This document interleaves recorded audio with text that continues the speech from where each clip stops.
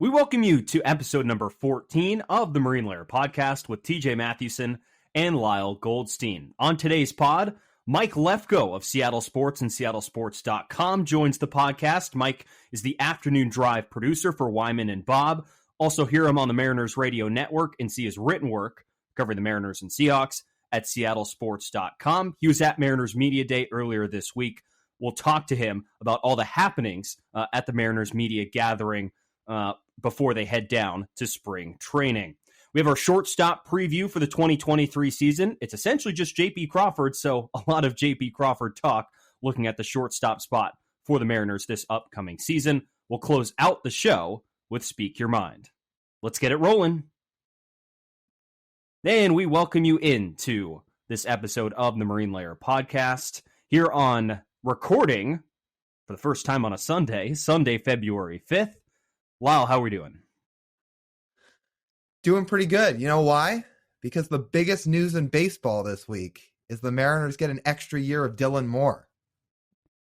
Break down how your evening went when you saw that extension. There was a fist pump involved. When I get the Jeff Passan tweet alerting us about Dylan Moore, first off, world made. And second of all, when you find out he's going to be in Seattle for multiple seasons because the extension bought him one extra year, yeah, I'm hyped. You know I'm a huge Dylan Moore fan. Does that make your Mount Rushmore of Passan notifications over the last 3 years? The last time we talked about Dylan Moore in an intro, you asked if him being the most searched player in the state of Hawaii made my Mount Rushmore.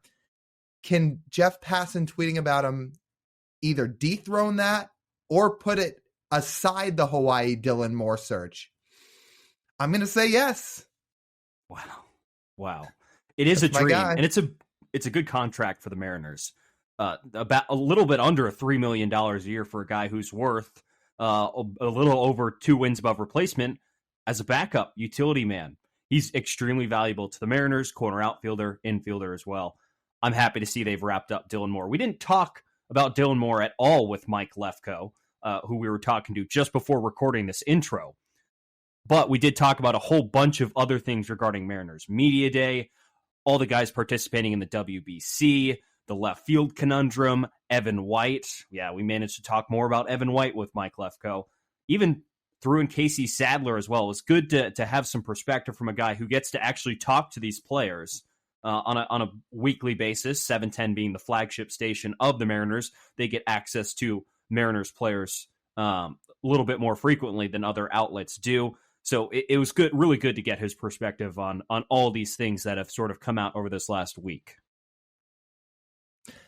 Absolutely. And he's shared some stories about some interviews that he's done so far in his time in Seattle. And I think he gave us some good perspective on where the Mariners are kind of looking toward for 2023, just between, again, there's going to be a lot of storylines heading into spring training. And I think Mike helped us a lot cover a good basis of them.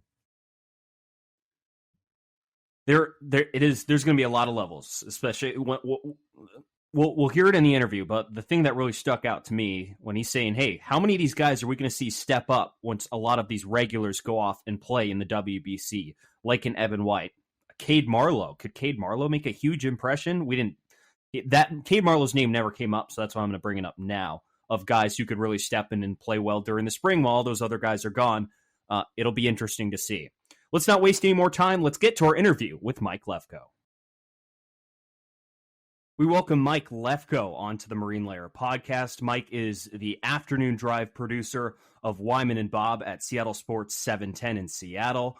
You can occasionally hear him on the Mariners Radio Network in the pregame and the postgame. And you can also find Mike's work.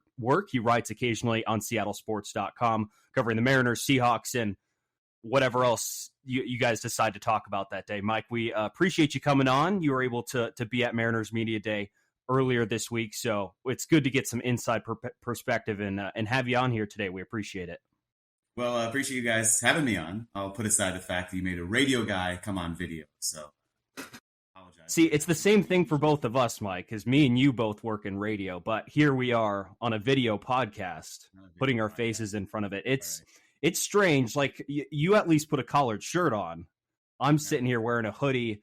a hoodie, and I think I'm still in my pajamas from what we're what no one could ever tell on radio. But we can't hide anything here.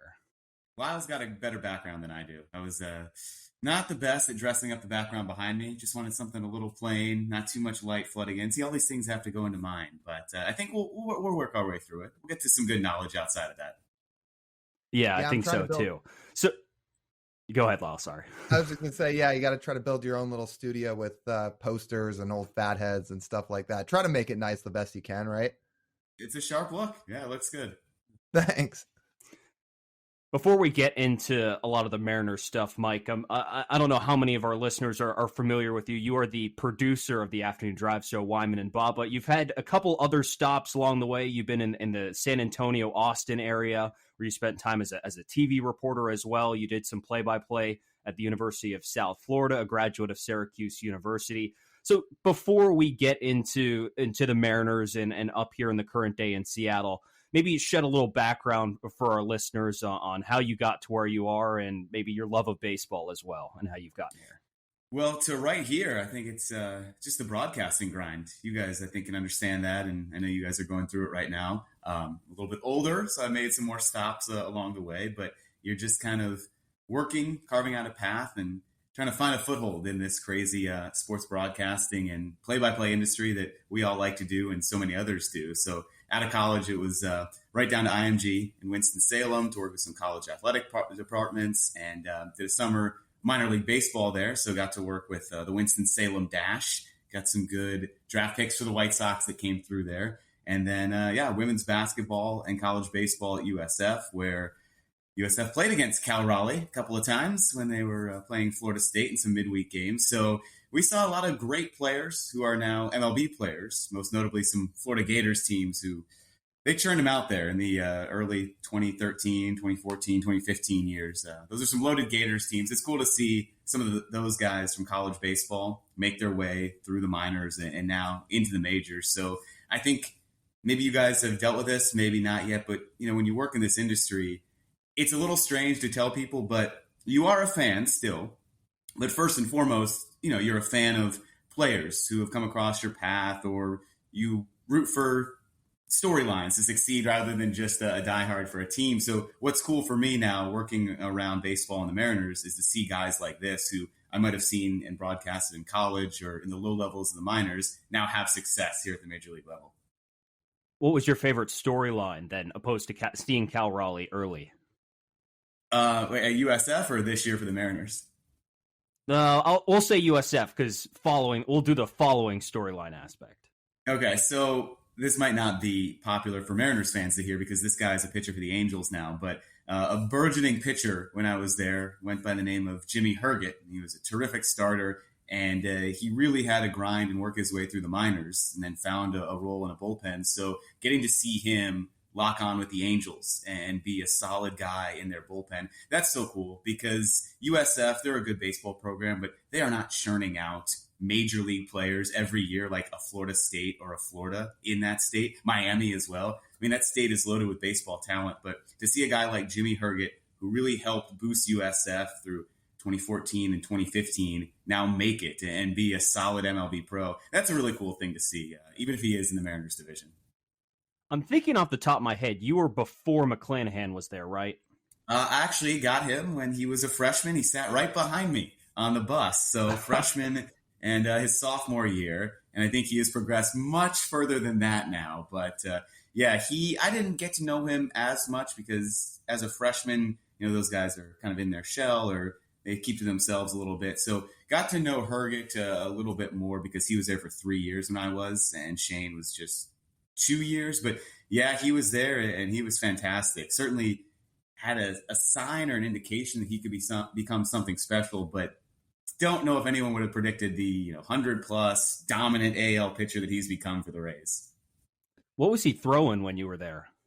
He was, he was throwing close to that, like mid to high 90s. But again, it's such a precarious balance because these guys who know they have a professional future, they want to build their arms up. So there's a lot of development that goes to it as well. I mean, this is a freshman in college who is getting used to a collegiate strength training and conditioning program. And there's so much emphasis in off-season training now. And I know that baseball players have found all sorts of ways to build up their bodies, build up their pitching arms, and do all these things. I think as a freshman and sophomore, you're still kind of learning that. So you get the benefit of a college program, and then now in the pros like he has, I'm sure he has only grown leaps and bounds from what I was seeing as a first-year college pitcher.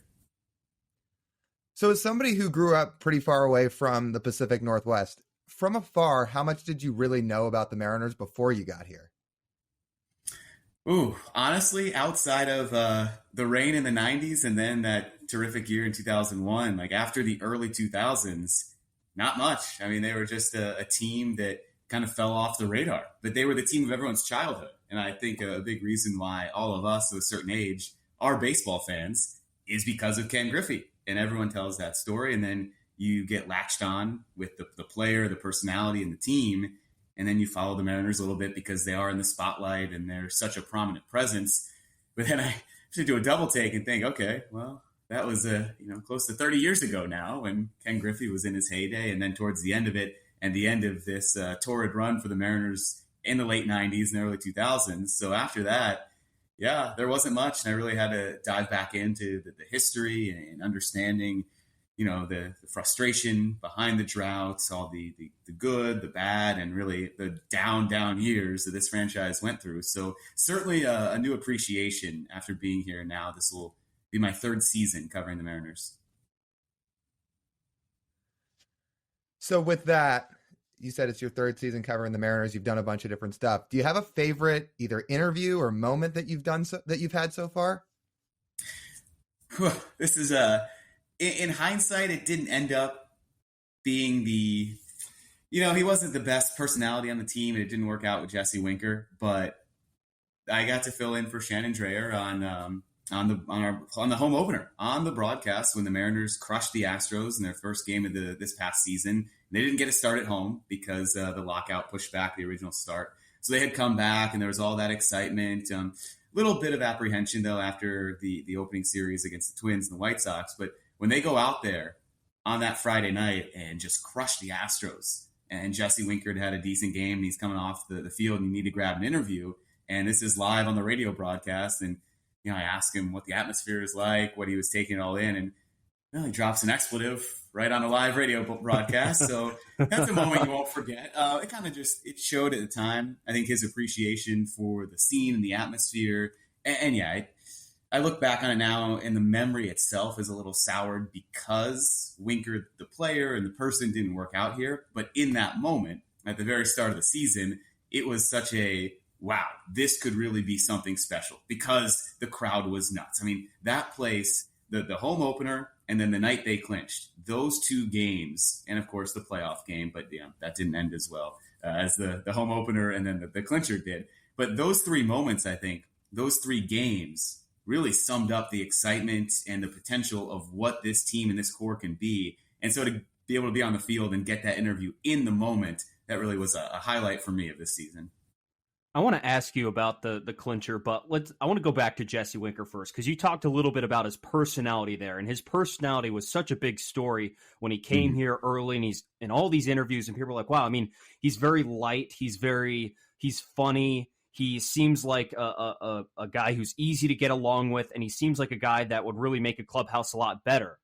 But I'm curious, as we go through the season, it seemed like that had almost the opposite effect. It was really strange. And I would say more when we're talking about storylines here, a storyline of something just not working out and something you think is a good thing off the bat. And you're like, well, this dude he's happy. He's over the world to be here. And it didn't work at all. And it was really strange. Yeah, it was. And maybe it's a reason why fans and a lot of people have some apprehension about the offseason acquisitions this year. Because if you go into last year and the key needs they address, well, you get an all-star left fielder, you get an all-star second baseman, and that was going to be great. Those were going to be the two guys that really helped push this team to where they were and where they ended up being. We didn't know Cal Raleigh would be such a key part of this. We had no idea what Julio would be, and we certainly didn't know that others would make that leap. So when Jesse Winker and Adam Frazier don't work out, I understand from one perspective the fans who then look at Teoscar Hernandez and look at Colton Wong and say, well, look, they just tried to upgrade these positions last time. It didn't work. But with Winker, it just seemed to be a personality thing that is different in what I've observed from how players and how fans and how teammates now talk about Colton Wong and Teoscar Hernandez. With Winker, those struggles were not something he was used to. So it sounded like he kind of retreated and turned a little bit inward.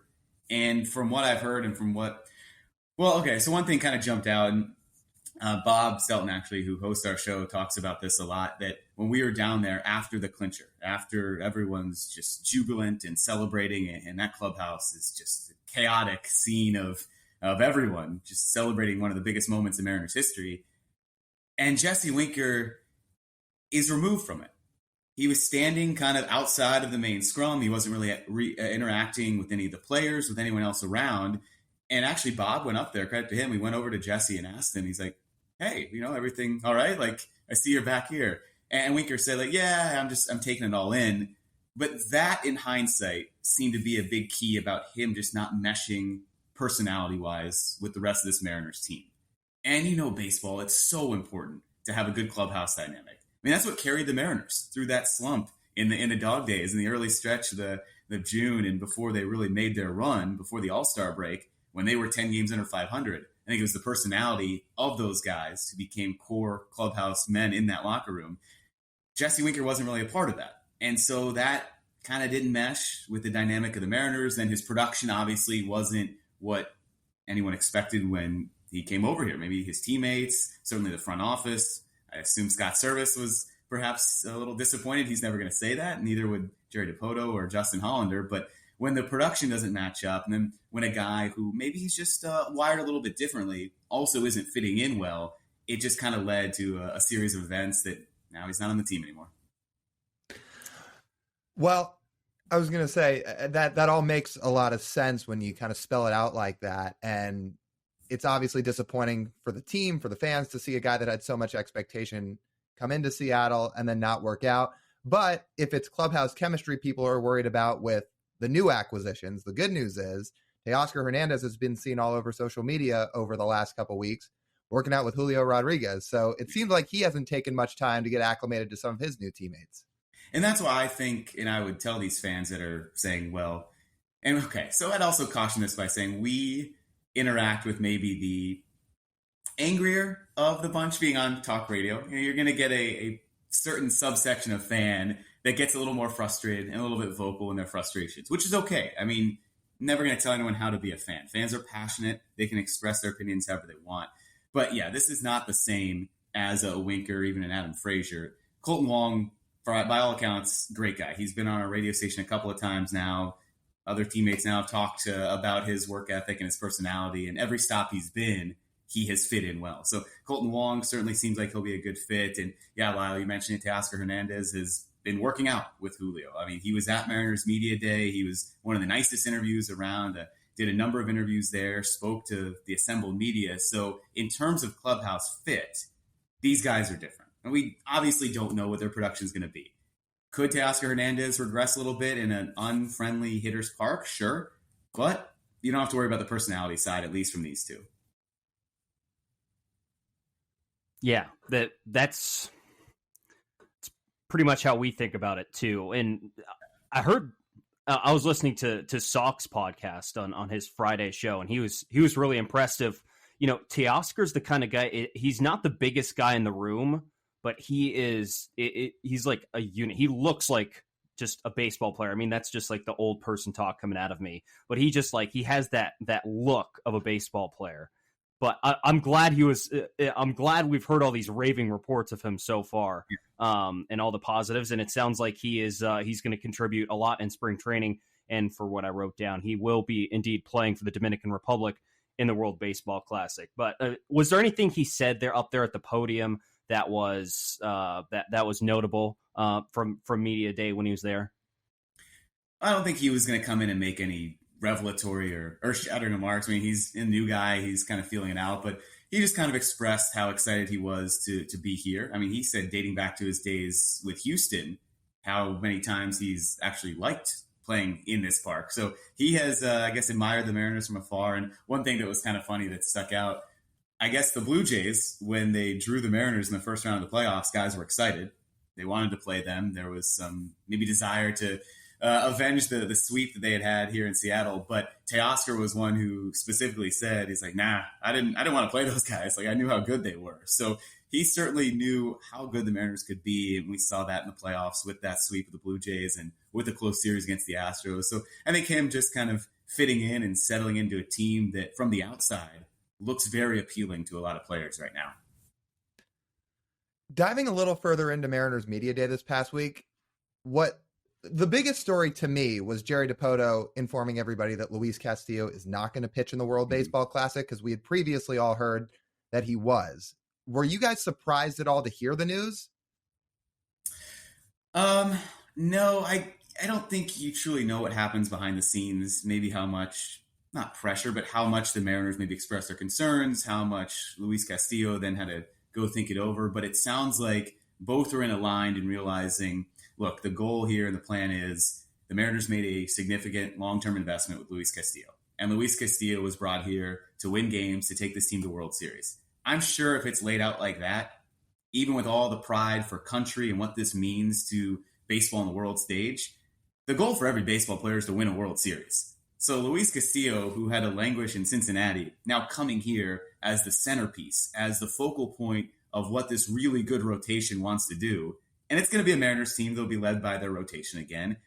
I think after you sit down and you break it down like that, he probably understood that, yeah, this is more important. And one thing, I don't think Jerry said it there at Media Day. He did say it the next day on with Brock and Salk. He talked about kind of the specifics of Castillo's offseason regimen, and that he ramps up at a certain stage. It's a little bit later than a lot of guys. So to go through his throwing program, to then be ready to pitch in early March, that was going to require a lot earlier ramp-up time.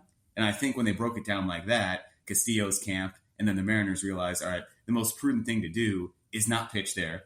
We can build you up back at your pace in spring training in low leverage situations at a stage where I don't know what it involves, innings limits or how much you start out with, but it's a more natural ramp up than he would have had to go through had he been pitching in the World Baseball Classic. There's a couple other storylines to come out of the World Baseball Classic that we'll touch on here in a second. But Mike, are you a big fan of the World Baseball Classic? I personally love it. I think it should get a much bigger stage than it does. I think it doesn't really do it a great service that it's just thrown in the middle of spring training, and it's almost an afterthought of a lot of Major League Baseball fans. But the concept of it is phenomenal, and I think should be, put up a little bit more, even though it's not. Yeah, I think it's because of what you said, that the timing of it. There's no good time to have it, right? Like, you can't have it in the middle of the season, or else you'd have to go through what the NHL was doing when they did that massive break when they let their players go play in the Olympics. And that's not practical for baseball because you are on a clock here. You can't have the season go into December. So there's really no good way to schedule it. And then it's been a while since they've had one. Then everyone kind of forgets about, all right, well, we got to remember this thing that is so infrequent now because the pandemic stymied the natural progression of it. And I think it also hurts that the Dominican Republic's way too good. So comparatively speaking, from this perspective here in the U.S., when the U.S. is not going to field the best team or maybe even the second or third best team, it's tough to really lock on like other countries do. But it is a very cool concept, and it makes you realize how special this game is, how well represented baseball is on the world stage, and how many countries make significant contributions to, the Mariners and to all of baseball. The full rundown for Mariners in the World Baseball Classic: Julio, Teoscar, and Diego Castillo will be playing for the Dominican Republic. I'm waiting for Julio to hit a ball about 500 feet while playing for that team, and he's probably just going to lose it. Eugenio Suarez is going to play for Venezuela. Matt Brash, with an agreement with the club, part of the agreement for him pitching for Team Canada is to be a reliever, so he's planning on coming into camp as a reliever. Matt Festa, I believe, is pitching for Italy, and then Harry Ford is going to play for Great Britain as well. I'm very excited for that, to see how Harry handles some higher level pitching than he faces, that he'll probably face in high A this year. I'm not, any of those really stick out to you, Mike, as something you're really going to watch? Honestly, probably depends on the timing when the games are, around our schedules. But Harry Ford is a guy because he's such a recent high draft pick, and because right now, at least position wise, at least in the lineup, the Mariners don't have a lot of young bats that are coming up quickly. They have a lot of pitching depth. They have a ton of young players that they have since moved up. Jared Kelenic has come up recently. Julio obviously has come up. So position wise, their young movement is already in the majors or they're ways away. So Harry Ford might be the closest thing to a name that people can latch onto to say, all right, well, here's the second wave. Because, the unfortunate downside of the Luis Castillo trade, and it's not a downside, it's just the reality, is you got rid of your best position player prospects. So now there's no one that Mariners fans can latch onto and say, oh, yeah, that's a guy who isn't a pitcher that I think could be an impact bat soon. Harry Ford might be the closest thing because he was that early round pick a couple of years ago. Do you feel like Matt Brash has had some realization that I'm borderline elite at the back end of the bullpen? And I ask that because there was reports last year when they first moved him that he didn't really love the idea. He wanted to be a starter. There were reports this offseason they were going to stretch him out as a starter. But between agreeing to pitch for Team Canada as a reliever and forego his opportunity to be a starter, do you think a part of that has to do with, I realized my role with this team was so invaluable at the back end of the bullpen? Yeah, and Jerry Dipoto actually told us that when he was interviewed by Dave and Bob, and then we played that on our show kind of after Media Day, that Matt Brash, in looking through the crowded rotation, and he was going to have to face something similar that he did before the start of 2022, where it came down to George Kirby and him for that spot, and Matt Brash won that spot, made the start, made a couple of starts, and then it just didn't work out. Goes down to the bullpen, where all of a sudden you don't necessarily need the same tools as a starting pitcher. I mean, you can work on that elite slider and that fastball, and that's all you need. Maybe develop a secondary pitch here or there. So with what Matt Brash developed into, especially late in the season when the Mariners absolutely needed him to be a clutch reliever, once that kind of got laid out there, certainly I think Lyle, he understood, all right, I can play a valuable role. And while it's not, I don't want to say glory, but while it's not the, the prestige and the ultimately maybe more money you can command as a starting pitcher, there's something to be said. We all know this, right? For just a lockdown reliever that can just span a career and be that guy for years and years and years. So if Matt Brash can do that for the Mariners for a long time, that's going to be so valuable to what this team could do as a contender.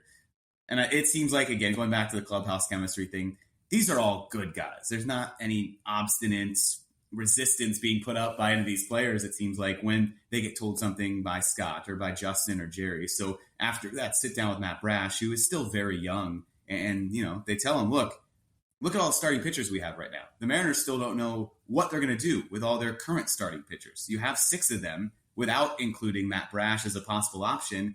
You lay it out there like that, hey, you can be a solid guaranteed reliever for us, or you might not make it in the rotation. I think the answer became pretty obvious for him. And just because Matt Brash is in the bullpen doesn't mean he has to stop starting. If they ever need him in an absolute emergency, they could still put him in the rotation, no problem. It would be less likely because they have all those other options you mentioned. I mean, Dollard, Hancock, 2 guys that in a thinner rotation could see the majors this year, Bryce Miller as well. But none of those guys I don't even think are going to see the rotation this year because you already, as you mentioned, health forbidding, already have the guys that line up in that rotation as well. So I'm happy Matt Brash chose that. I think it's a better role for him. I think it's more important to the Mariners too, because if you look at it right now, he's their second best reliever, returning reliever, at least in that bullpen. You have Munoz, but Munoz isn't even completely healthy. He just got out of a walking boot a couple weeks ago. So you look at the health aspect of that bullpen, it is Brash who has the best stuff right now and is the healthiest going into spring training. So that I think that's maybe the most important aspect of that. Yeah, I think people kind of forget that the Mariners really did value Eric Swanson, and that was a tough piece to give up. So you lose a stable option there, and you have a couple of guys who, as you mentioned, Andres Munoz sounds like he'll be fine, but outside of Andres Munoz, you had maybe a little bit more of an up and down year for Paul Sewald. You might have Casey Sadler. You don't know because he missed all of 2022. He's now back on a non-roster invite to spring training, so he could be an option. But when you get past Munoz and what you expect to be a very stable Paul Sewald, yeah, Matt Brash is probably a key guy there. And we know how much depth matters when it comes to the course of a long season, to a bullpen, to an 18-inning playoff game where you have to trot some relievers out there. So Matt Brash is going to be a key role in this team. But yeah, as you guys were saying, I mean, you hope he doesn't have to become a starting pitcher because that means something's gone wrong injury-wise. And the Mariners did so well at keeping those arms healthy. And that's a big reason why they got to where they did in 2022. I'm actually looking forward to seeing Casey Sadler again this year. I think he has a chance to have a pretty good role. He was so good in 2021. People forget how good he was. He was amazing. And I think we could probably tell pretty quickly into spring training if he's still got it. He missed all last year with, I think it was a shoulder surgery. Mm-hmm. So he comes back. I mean, he comes into spring training and he's dotting up a few 93s and 94s, and he's still got the nice breaking balls as well. I don't see why not, because him and Swanson were very similar pitchers in the way they pitched. I mean, it was a lot of ground balls. It was soft contact, and it was just a right mix of pitches, not an overly overpowering guy, but the right mix, and it could help really sort of seamlessly phase Swanson out and put Casey back in. Yeah, there's so much depth in this bullpen, and I think now the Mariners pitching coaches and this front office and Scott have built up hopefully a level of trust and respect by what they can do with these bullpens. Even though they are fickle from year to year, you go across baseball and you can't rely on a good bullpen one year carrying over to the next, but it was kind of a rotating door from 2021 to 2022.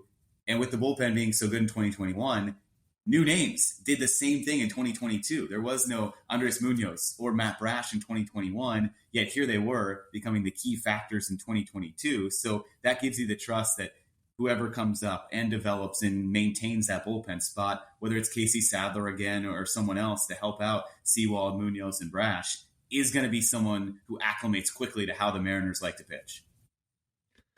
I think there were a couple other interesting storylines from Media Day. One of them being Jerry Dipoto said Evan White is as healthy as he's ever been. This is a guy who hasn't been on the field in nearly 2 years, at least a big league field, and we know the struggles he's had offensively early in his career. But is there a shot that he could make the opening day roster out of spring training if he's healthy and he's really spraying the ball during games?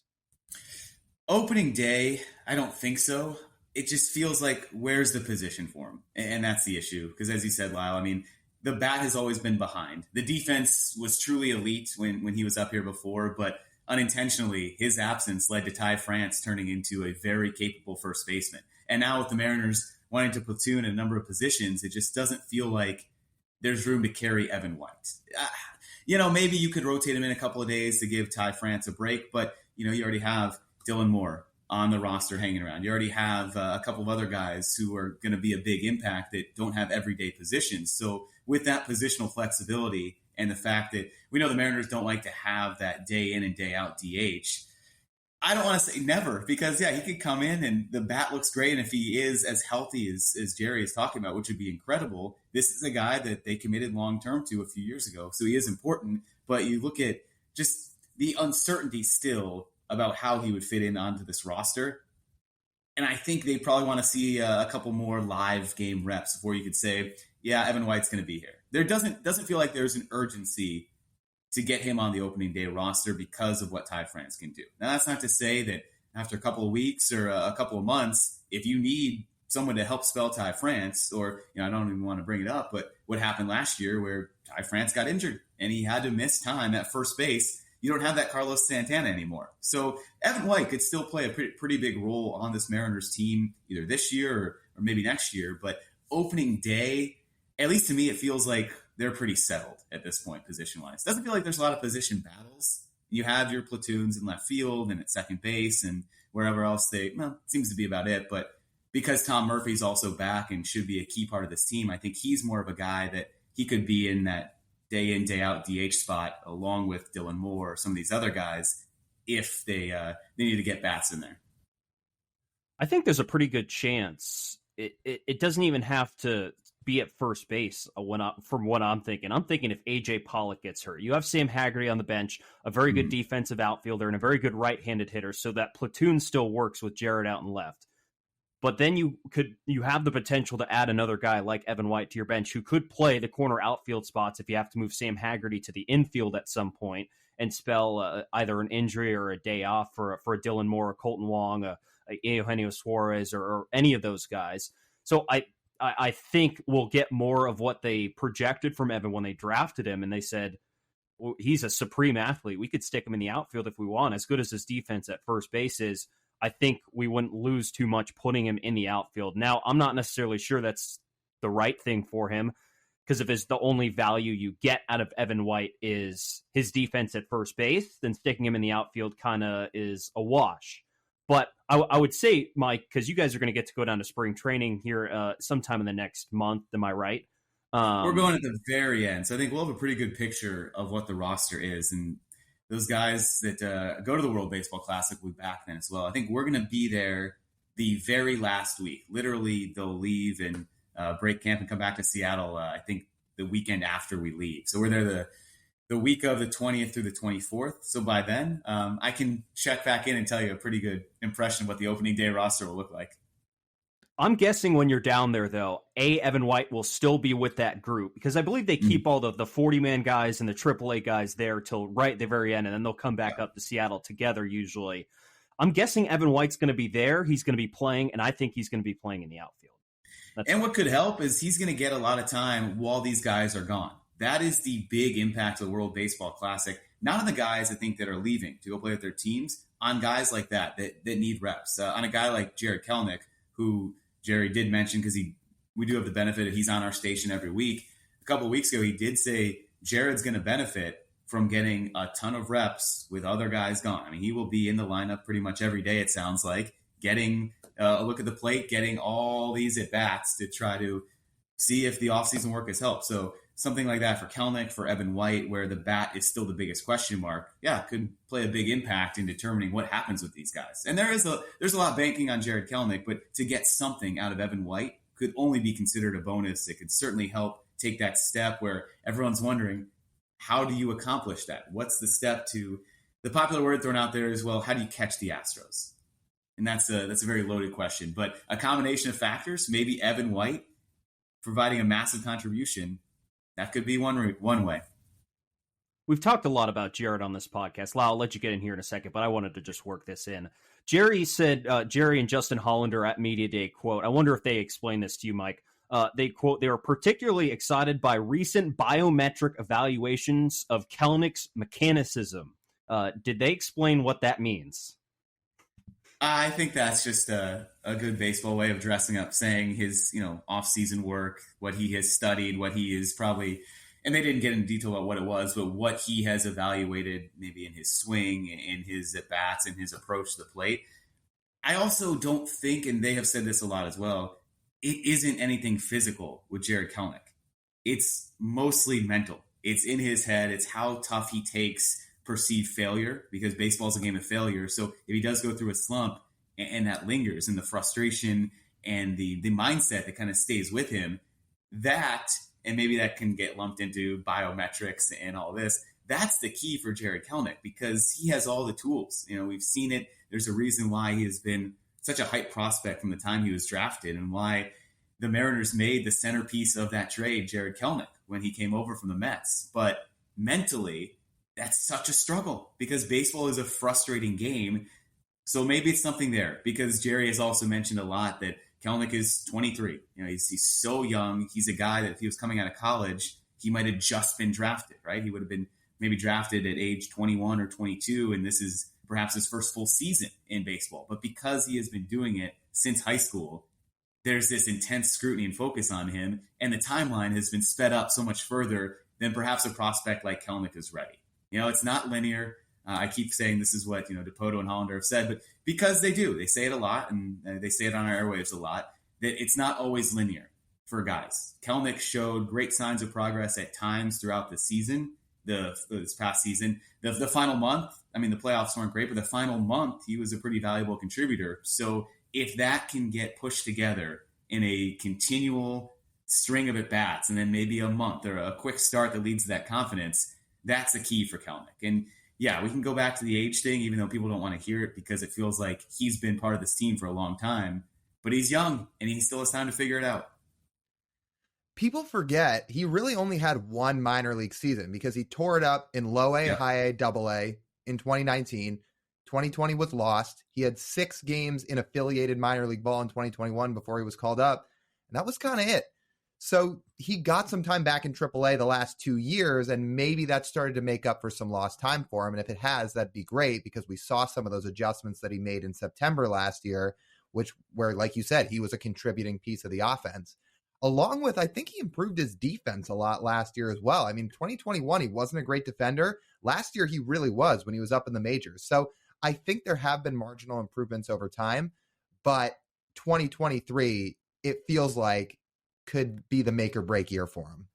And that's a great point too. I think I have kind of harped on at times with young prospects and with Kelenic specifically that the impact of 2020 and that lost season was so critical in lost development for these young players. And when you have a timeline and you're projecting something years in advance, and when the Mariners bring Jared Kelenic in, hey, in their mind, we have a great player development staff. We have this process for him that this year he'll do this. And then in his first key full season here, he'll get to do this. Well, when that's lost, and in 2020, all of a sudden, you don't get any work, you don't get any live reps. And Kelenic expressed that frustration, I think, in 2021. He told Shannon Dreyer, who's part of our station and a key member of that Mariners broadcast crew here every night on the pre and post game, he said it's so frustrating to just be down there going through repetitive drill work. You don't get game experience. And for a young developing prospect, it's tough to overstate how detrimental that can be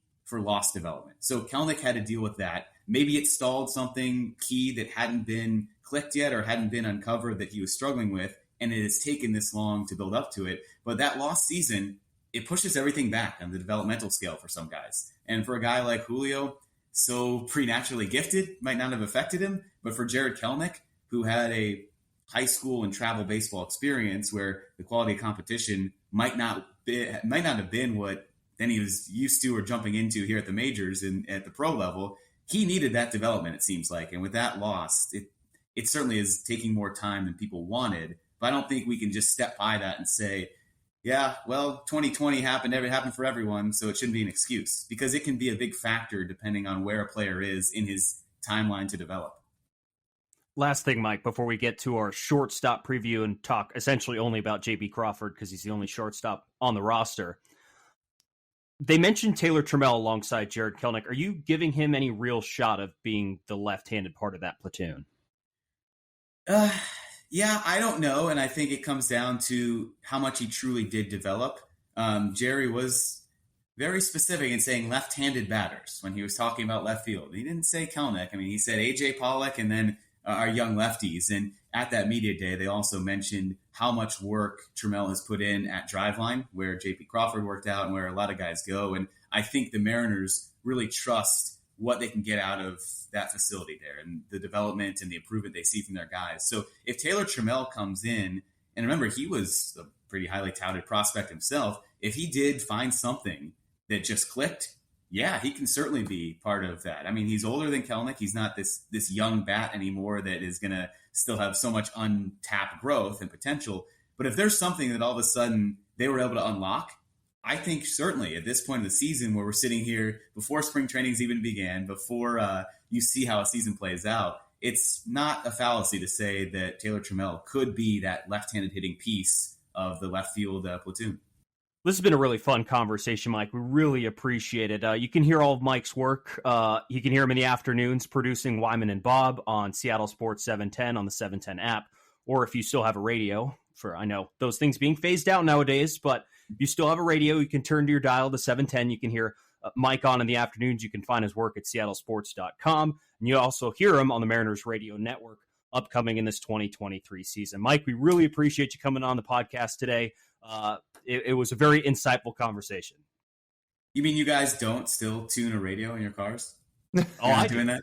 I do. It's my job. No, I know they don't. Yeah. No, thanks, guys. A lot of fun. Had a great time. And it's fun that, we're here. We're in February. So baseball starts soon. I mean, the first spring training games at the end of the month. And then all of a sudden, at the end of March, the season's here. So when I'm looking at this dreary, wintry day here, it's a lot to look forward to. It's going to be an exciting time.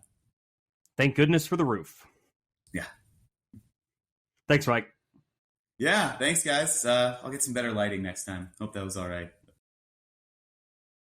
That was good to hear from Mike Lefko of Seattle Sports and seattlesports.com. Hear him on the radio on 7:10 a.m. You still have the old-fashioned AM radio in your car. Turn that dial to 7:10 a.m. You hear him on seattlesports.com, the afternoon producer for Wyman and Bob. You also hear him on the Mariners radio network. Let's hear our shortstop preview now for the 2023 season for the Mariners, Lyle. A common theme here in 2023. I mentioned when we were previewing the other two positions, the depth at these positions is not great. So we get to this point where we're previewing shortstops, and we have one name to talk about. One name, and that's it. It's J.P. Crawford at short for the Mariners in 2023. And I think it's a mixed bag of what we're expecting from J.P. in this upcoming season. It was just such an interesting tale for him last year because he lit the world on fire in the first month of the season. There were people through the first month of 2022 putting out those shortstop rankings that you'll see on Twitter with the pretty graphics and all that. And there were multiple outlets that said J.P. Crawford was the best shortstop in baseball through a month. He was playing that well. His OPS through the first month of the season last year was at 1023. And then the next highest in any month after that was 676. He really did not swing a great bat after the month of April, after such a promising start. Do the Mariners need him to put up a 1023 OPS all the time? No, of course not. But they do need him to at least be a replacement level hitter or slightly above that. He was a replacement level hitter by definition, if you look at it. This year, a 104 WRC plus, 243 average, 339 on base, 336 slugging. Lyle, believe it or not, he actually had a higher WRC plus in 2022 than he did in 2021 by 1 full point. We touched on it. Or actually, no, we didn't touch on it. So there's a couple good things that I like from J.P. Crawford. Let's start with his offensive profile. There are some what I like from what J.P. Crawford's approach has become in the big league level. He walks at a very near elite amount, and he doesn't strike out at a pretty elite level. We look at it, he's got an 11.3% walk rate in 2022 and a 13.3% K rate. That's good.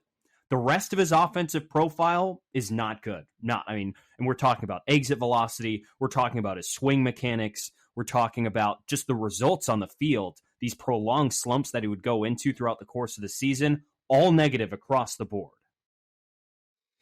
He's been doing a lot of work at Driveline this winter. We've seen some videos of it. Do we think this could help transform him at least a little bit? Yeah, I think so. They love diving into mechanics. A funny thing I said mechanics. I went to dive onto Twitter when I was doing my research on this yesterday of JP and what necessarily was wrong. I couldn't pinpoint one single thing, but Joe Doyle, who we had on a couple weeks ago now, and Jason Churchill, a prospects insider, would always just say his offensive ceiling is just so limited by how his swing mechanics are. And I'm wondering how much JP at this point of his career would tweak them. If you watch JP in the plate, Lyle, you can see it. When he's got his bat above his head and he's ready to swing, his barrel is pointed like towards the pitcher and, pointed up as well. It's got a long way to go to get into the strike zone. And it doesn't help to hit the ball harder. It doesn't. And I think a lot of that is mechanics. And I hope that's what he was aiming for at Driveline this year. Maybe something a little bit shorter, something a little bit sweeter, something he said in his own words was to eliminate those prolonged slumps throughout the course of the season. You have to wonder if that long swing has something to do with why he struggles with fastballs. Listen to these stats. When you go on Baseball Savant and you define a player and their offensive profile by their run value per year, such stat does exist, it does so pitch by pitch. J.P. Crawford doesn't seem to have much of an issue with breaking balls. He hits changeups fairly well. He's had hills and valleys with that in his career where he's succeeded against changeups and points where he doesn't, which is pretty normal. But you look at four-seam fastballs that J.P. Crawford has seen in his career. His run value was -5 against four-seamers in 2019, -1 in 2020, -7 in 2021, and -4 this past year. It's great that he hits off speed, but you've got to take advantage of fastballs. And it's not that he's not making contact against these pitches. As we mentioned, his contact rate, his chase rate, his whiff rate, all elite, all very elite when it comes to actually getting the bat to the baseball. Now, it's not the right part of the bat because he doesn't barrel the baseball at all. And a lot of that run value comes was putting a barrel on a fastball. What is the best way to produce runs? It is to barrel fastballs. Because the exit velocity is cooked right into that pitch. The harder it's thrown, the harder it's coming out. So when you can get a barrel on a baseball like that, it makes your offensive profile that much more valuable. But JP doesn't do that, and I think that really hinders his offensive upside. And hopefully that's part of what he's been working on at Driveline, that they're compacting that swing a little bit to get him quicker to the baseball. Because again, he does not have to hit 25 home runs. I don't think he's ever going to do that in his career personally. But if he could just turn some more singles into doubles and hit, say, 10 to 12 home runs a year, the Mariners would take that every day of the week. And the worst thing about the mechanics, as you said, it's not something you fix during the season. Once you're in season, you're not tinkering with a guy's mechanics because that makes things worse. And the worst thing that could happen is you turn JP from a guy with a 104 WRC plus into a guy like Abe Toro with a 62 WRC plus, and all of a sudden his value bottoms out and you have a black hole at shortstop. JP managed to keep himself above replacement level player at shortstop with his offensive profile. The question I have, Lyle, when I'm looking at this is JP Crawford is a valuable baseball player if he keeps his current offensive profile and plays the defense like he did last season. Last season, he was an above average defender at shortstop and collected 3.3 wins above replacement despite the same offensive profile. But his defense slipped this year, so his wins above replacement came down by a full 1.3 wins above replacement to just 2 wins above replacement. And you wonder, since defense is not something that ages well, especially at the shortstop position, can that value go back up? You hope so. And there were reports throughout a lot of the year that JP Crawford did battle injuries. So you hope he can get fully healthy for 2023 and get back to the defense he used to play. Because you look at when he won the Gold Glove in 2020, he was one of the best defenders in baseball. Fast forward to 2022, he was one of the worst. And that just doesn't make a whole lot of sense to drop off that far for a guy that's as good of a defender as JP is. Statcast does a really great job of breaking down defense. Lyle, if you get the chance, go on to Baseball Savant and really click around some of the defensive measurings they have and how they measure it. It's really phenomenal, and something I managed to dig up here when looking at JP Crawford's defense. You look at outs above average. JP Crawford, I'm qualifying him as the worst. He was, by StatCast, the worst defensive shortstop in baseball this season. Okay, let me say that again. JP Crawford was the worst defensive shortstop in baseball. Outs above average tabbed him at minus 11 for JP in 545 attempts. There was one player worse than him at the position, but I'm going to give this person a break because I don't believe he's a shortstop. Luis Garcia of the Nationals had minus 13 outs above average in just 238 attempts. So if you're keeping track at home, in less than half of JP's attempts, he was 2 outs above average worse than JP Crawford. What tells me is that he's not a shortstop at all and should not be playing the position. So I'm going to give him a break. And JP Crawford's won a Gold Glove at the position. As much as we trash on Gold Gloves, JP has won a Gold Glove, and he deservedly so won a Gold Glove. So we hold him to a higher standard. So that brings me back to my point, Lyle, of him being the worst full-time defensive shortstop in baseball. Does that that doesn't shock you from what we've watched? So I knew his defense took a dip this past year. I didn't realize until we dove into the numbers how bad it had gotten. Because it didn't, off the eye test, it didn't feel like he was the worst defender in baseball. But you look at the StatCast, you look at the numbers, he was in the second percentile in outs above average. he did not grade well at all as a shortstop defensively. There's some areas to look at too, Lyle, when we look at this. I went so far to look at his outs above average by direction, and it was some interesting numbers to say the least. JP Crawford was either -2 or -3 outs above average in every direction at shortstop. Every direction. He was minus going back, he was minus going to his right, he was minus going to his left, and he was minus going in. What that tells me is that's just bad defense. That's not you're bad at one direction, you're just bad at, you have been subpar doing everything, and it accumulates to an overall bad defensive season. When we look at this, some guys are bad just going in one direction, which stuck out to me a lot, and why some guys are graded poorly, but it's a little bit unfair because maybe they're just not suited for that position because they are so poor in one direction. An example, Bo Bichette had -7 outs above average this year, the shortstop for the Blue Jays. He was -10 outs above average going to his right, aka into the hole at short, but he was either neutral or positive in all the three other directions, forward, to his left, and back. Ahmed Rosario had -10 outs above average this season for the Cleveland Guardians, but he was -11 going to his left total, so positive everywhere else. Isaiah Kiner-Falefa was -3 -3 overall, was -10 going to his right, but was at least +2 or 3 in every other direction. So you can see these guys are affected by going one direction. They are bad going in one way that they are not comfortable doing or they do not have the physical capability to do. JP was bad in all four directions, and that is troubling to me. I think him and Perry Hill are going to have a lot to work on in the spring. One, we hope JP is healthy and fully ready to go in 2023. And we know Perry Hill is a phenomenal infield coach. I'm sure he knows that JP did not have his best defensive season. They know the Mariners are relying on JP heavily in 2023. So you can just hope when they get down to Arizona, they can really work through some things to get him back to at least close to what he used to be. Because if he can even be a slightly above league average defender, that boosts his value so much. Here's what I wonder about JP with his defense. We said this is not something that ages, especially at shortstop. It does not. StatCash measured speed and arm strength.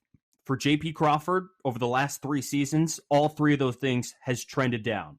His arm strength from when he won a Gold Glove in 2020 was in the 55th percentile. It has gone down to the 43rd percentile and now the 36th percentile.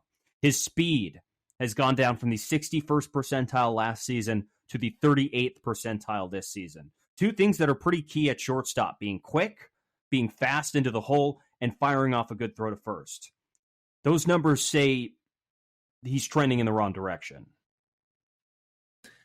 2023 is going to be the real indicator. You can hope for fans' sake, for the team's sake, that last year was due to some injuries that he battled through and that he can get healthy this year and improve some of that. But if he continues to trend downward or plateau from where his 2022 was, that's not a good sign, because the Mariners have not only invested a lot in JP with giving him an extension at the start of 2022, but they have passed on some blue chip shortstops, both in trade and free agency, in each of the last 2 years because they believe in JP. And if it works out, they'll be proven right.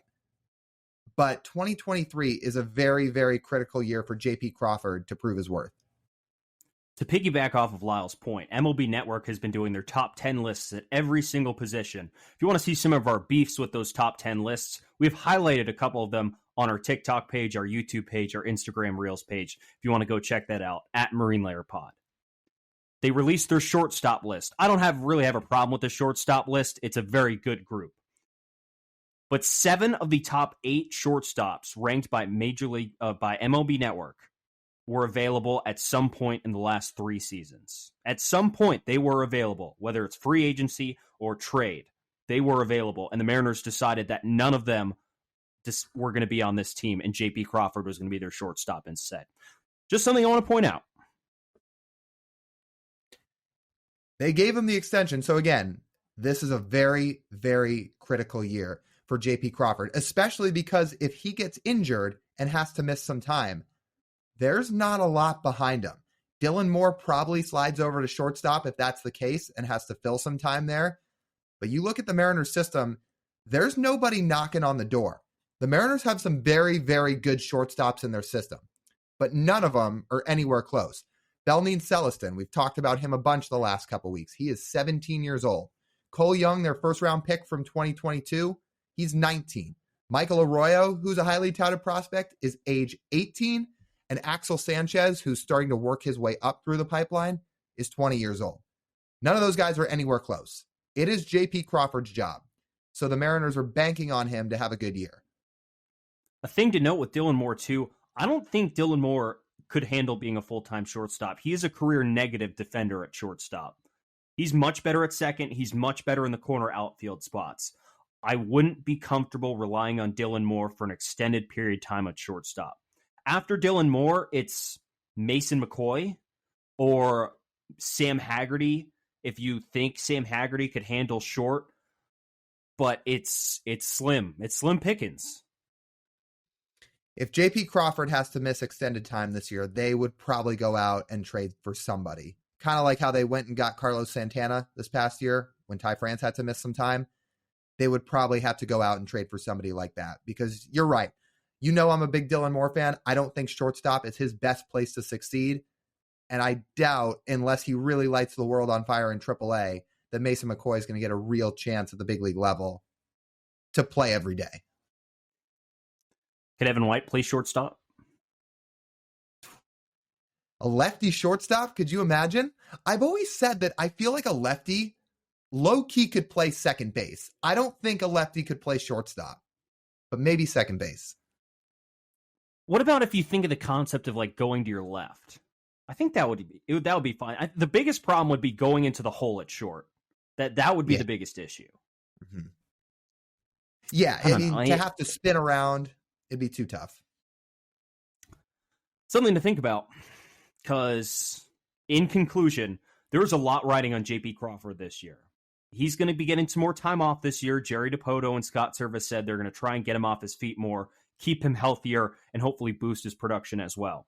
But if the Mariners are getting a net negative offensive performance out of JP while his defense continues to regress, there's going to be some questions over the course of the season whether JP is the guy at shortstop. It is not set in stone in any sense of the matter. Long term, that's definitely the case. JP Crawford is certainly going to be a storyline entering 2023. He'll be an interesting guy to watch in spring training when the team gets there. Okay, TJ, let's wrap up the show with Speak Your Mind. What are you thinking about this week? I have a big one that came out the day our show published last week on Wednesday. Netflix came out and said they are introducing anti-password sharing concepts or rules. So now your device, you're going to set a home Wi-Fi network for whenever you log on to Netflix, and your device needs to connect to your home Wi-Fi network once a month. And if it doesn't, your account gets blocked. Your login gets blocked from accessing Netflix. So you can no longer watch Netflix if you are not in your home Wi-Fi address.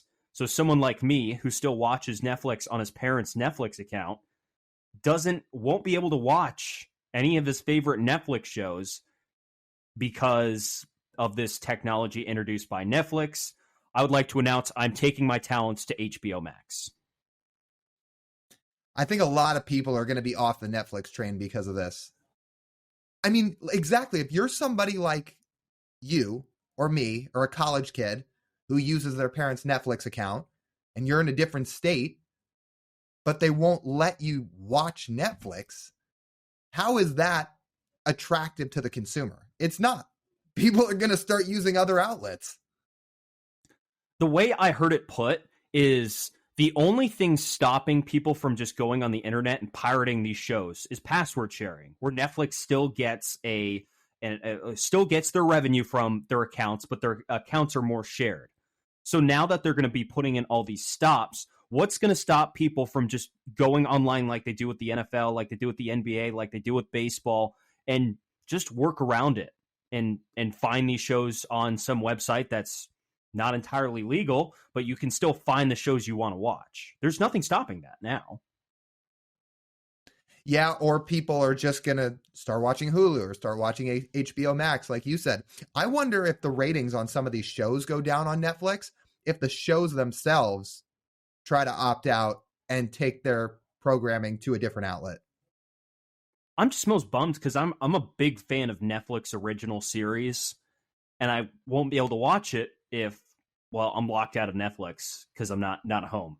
Eventually, I'll have my own Netflix account. I will make enough money to pay for my own Netflix account, but I don't have to worry about that right now. So I'm a little disappointed that this is what Netflix decided.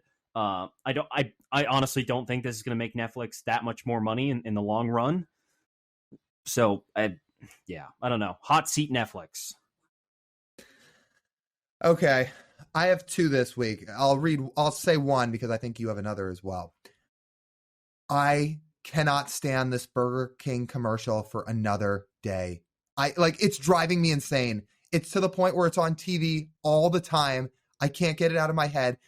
I know they probably love it because this jingle of theirs has made their business absolutely skyrocket. And you're seeing people on social media saying, yeah, I finally caved and went and got Burger King. Not only have I not done that, but again, this commercial is driving me insane. I can't go a day without hearing the jingle.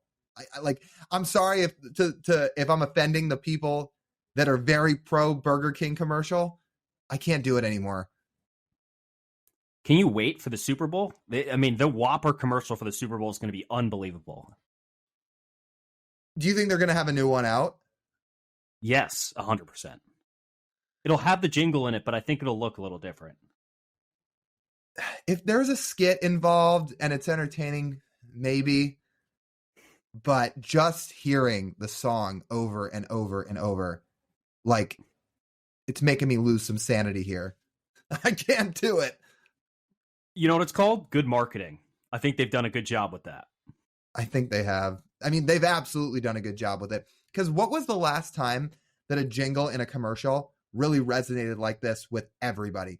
The only ones that popped into my head was, remember the old Sleep Country jingle? Like that one? Yeah, I remember that one. Yeah. I'm trying to think of some other ones, but I can't. There's some car ones too. Remember? Yeah, there's the 1877 Cars for Kids one, or I remember when Jack in the Box did their Jumbaco. You remember that? They kind of had a jingle for that. Not really. Okay.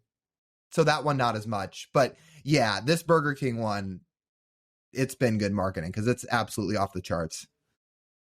Whopper, Whopper, Whopper, Whopper, Junior, Double, Chicken. I think I got that. I think I got most of that down. Now you're going to drive me crazy too. I don't even have to have my TV on anymore. Should we put it as the outro music for this podcast? Will we get copyrighted? Probably. Yeah, we probably would.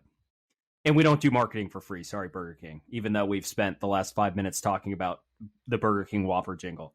My second Speak Your Mind of this week, we're going to go right back to the NBA. This league, I cannot believe how easy it is for them on Super Bowl week to manufacture drama and make themselves the spotlight during a regular season, which is as boring as it's ever been. Kyrie Irving decides just in the middle of the week, after a random blowout to Boston, he decides to just, you know what? I'm done playing here. I'm out. And earlier today, he was traded to the Dallas Mavericks. I have to salute the NBA. No other league like them can make a storyline out of absolutely nothing and dominate the headlines for a week. I didn't think of all places he was going to the Mavericks. That was out of nowhere when the news broke. It was mostly due to the return they got. That is true. We assumed it was going to be the Lakers, but what are the Lakers going to offer? They don't have anything to offer. They weren't going to offer what Dallas offered. So it is just funny. The whole Kyrie Irving thing, I don't know why any organization in the NBA would ever trade for Kyrie Irving with any serious aspiration to win anything. The dude drags down every franchise he goes to. Just look at his trail. Look at it. It tells the whole story, and I think I think it's just absolutely insane that this happens. But Kyrie Irving he manages to make storylines like the NBA out of absolutely nothing.